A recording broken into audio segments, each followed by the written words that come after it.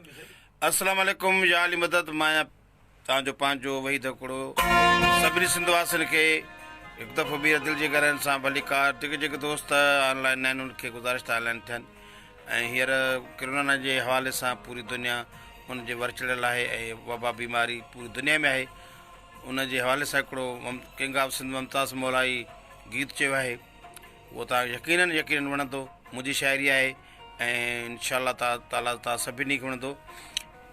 ग़रीबनि अमीरनि जा दर बंदि थी विया, पीरनि अमीरनि फ़क़ीरनि जा दर बंदि थी विया, इंसान गभे लाइ पियो तड़पे, सखी सिकंदरनि जा दर बंदि थी विया। इहो नेक्स्ट गीत हूंदो। हींअर जेको ॻायो आहे किंग ऑफ सिंध मुमताज़ मौलाई, उहो तव्हांखे थोरो थल ऐं मिसरो ॿुधायूं था। पोइ किंग ऑफ सिंध तव्हां सां ॻाल्हाईंदो, इम्तियाज़ माडे साहिबु ॻाल्हाईंदो, सलीम चांडियो साहिबु ॻाल्हाईंदो, ख़ान साहिबु, इरफान समो साहिबु ॻाल्हाईंदो। इरफान भाउ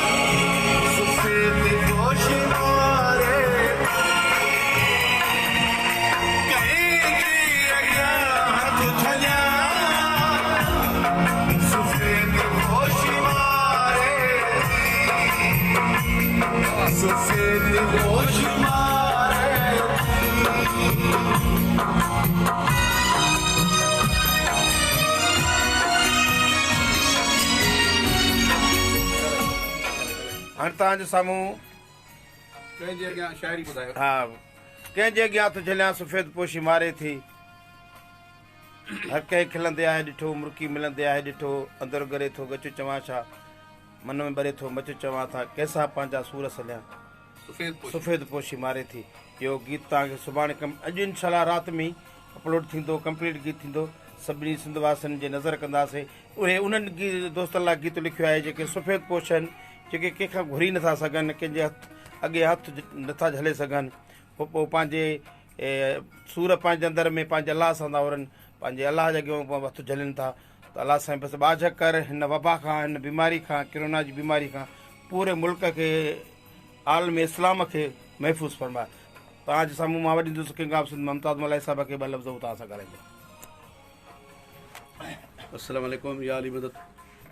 तमामु ख़ूबसूरत शाइरी ऐं ख़ूबसूरत हिकिड़ी तरजीह वहीद हिकिड़ो साहिबु जेका तहरीर लिखी आहे, जेका अकासी कई आहे हिन सफ़ेद पोश माण्हुनि जे लाइ ऐं उन्हनि माण्हुनि जे लाइ जेके काफ़ी कंहिंजे अॻियां हथु रखंदा आहिनि, हथु झले न सघंदा आहिनि।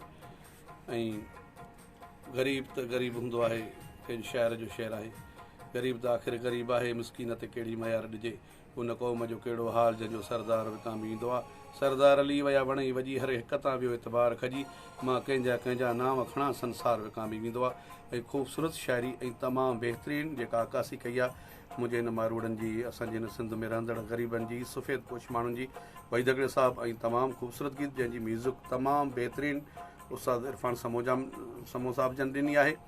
ऐं बहितरीनु ख़ूबसूरत रिकॉर्डिंग, ख़ूबसूरत म्यूज़िक जेको हींअर गीत असां कंदे सभु लुड़क लाड़े वेठासीं हिन गीत ते। उमेदु इंशाअल्लाह सुभाणे ताईं मूंखे ज़रूरु पसंदि ईंदो। हीउ गीत मुंहिंजो राति ताईं अपलोड थी वेंदो। Thank you so much. तव्हां सां वधीक उस्ताद इरफान समो जन ॻाल्हाईंदा। अस्सलाम वालेकुम। हूअं त मिटीअ जी चपटी आहियां, जीअं सिंध त सबकी आहियां। अॼु ऑडियो लेवल स्टूडियो ते किंग ऑफ सिंध, मुंहिंजे सिंध धरतीअ जो हिकु उहो रागी, उहो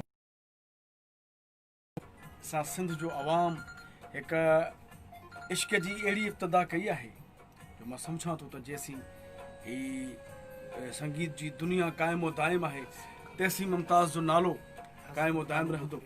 ऐं वहीद हिकिड़े साहिबु हूअं त कमर्शियल ऐं अवामी शाइर आहे, पर हिन अॼु जे ही जेको गीत आहे हिन गीत में वहीद हकड़े साहब हिकिड़ो अदब जो टच ॾिनो आहे ऐं उहा शइ लिखी आहे जेका अॼु जे हिन करंट हालातुनि जे लाइ तमामु ज़रूरी हुई।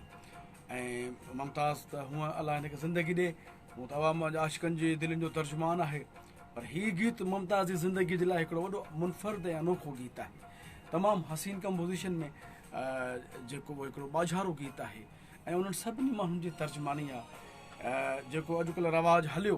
ऐं शुकुरु थियो अॼु जे हिन दौर में माण्हुनि सेल्फियूं कढणु बंदि करे छॾियूं, राशन ॾेई सेल्फी कढण वारो दौरु, इन में त मरी वियो वीचारो सफ़ेद पोइ जेको पंहिंजो पाण खे कंहिं जॻह ॾेखारे न सघे, ॿ टिनि जॻह छा उहो मुंहुं खणी वञे। हे सॼी उन्हनि जी तर्जुमानी आहे त हिन हालातुनि में केरु केतिरो परेशान आहे, उन हालातुनि सभिनी जी जेका तर्जुमानी करे थो हीउ गीत वहीद हक़ीक़त जो तमामु हसीन तख़युल ऐं मुमताज़ मौलाई साहब जन तमामु सुहिणो ॻायो आहे। उमेदु कयूं था मारूरनि खे ज़रूरु पसंदि ईंदो। जी लतीफ़। अस्सलाम वालेकुम दोस्तों, जीअं त सिंधवासियो तव्हां कुझु ॾींहंनि खां वठी इन जे परेशानी में हुयो, हर त सॼी दुनिया हुई, उन खां पोइ माशाअल्लाह हाणे इहे परेशानियूं ख़तमु थियण वारियूं आहिनि। इंशाअल्लाह आहिस्ते आहिस्ते पंहिंजा कारोबार रोज़गार सभु खुलंदा।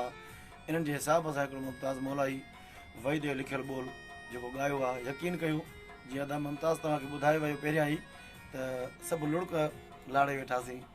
इंशाअल्लाह तव्हांजे हथनि तोड़ी पहुचंदो, सुभाणे ताणी अपलोड थी वेंदो ऐं तव्हां सभु सिंधवासी किंग ऑफ सिंध जे आवाज़ में वहीद हिकिड़ी शाइरी ॿुधंदो, इंशाअल्लाह पसंदि कंदो। सिंध सलामत, साथ सलामत।